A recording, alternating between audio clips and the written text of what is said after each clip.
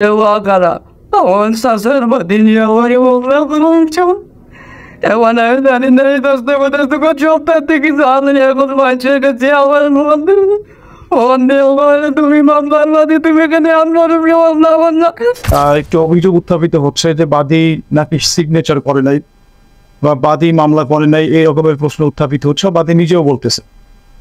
তো সেক্ষেত্রে আমাদের যেটা অবজারভেশন সেটা হচ্ছে বাদী আমাদের এখানে আসে নাই, একজনের মাধ্যমে অভিযোগটা আমাদের এখানে পাঠাইছে, সেটা কিন্তু অলরেডি আমাদের মামলার কপিতে উল্লেখ করা আছে।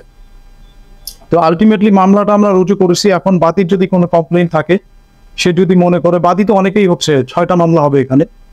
তো প্রথম মামলাটির বাদী যদি মনে করে যে এটা সঠিক না, আমি তাকে পরামর্শ দিব সে বিজ্ঞ আদালতে শরণাপন্ন হবে। যেহেতু মামলা হয়ে গেছে, এখন সে বিজ্ঞ আদালতে তার অভিযোগটা উত্থাপন করবে।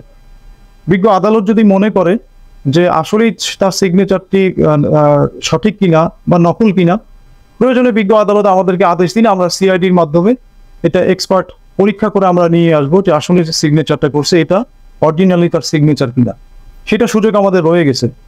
আর ঘটনা তো সত্য, মারা গেছে, এখানে কিন্তু এটা তার মিথ্যা বলার সুযোগ নাই। যে ব্যক্তি মারা গেছে, মামলা যে একটা হয়েছে, হয়তো সে বাদী না হলেও কেউ হতো, ঘটনা তো জেনুইন। একজন ব্যক্তি শহীদ হয়েছে বা তাকে হত্যা করা হয়েছে, তার বিচার তো সে পাবে, যে কেউ বাদী হোক, তার বিচারটা তো তাকে আমাকে নিশ্চিত করতে হবে। কিন্তু সে যদি নিরাপত্তাহীনতায় ভোগে, এইটা অবশ্যই আমার কাছে আসলে আমি সে বিষয়টা দেখবো।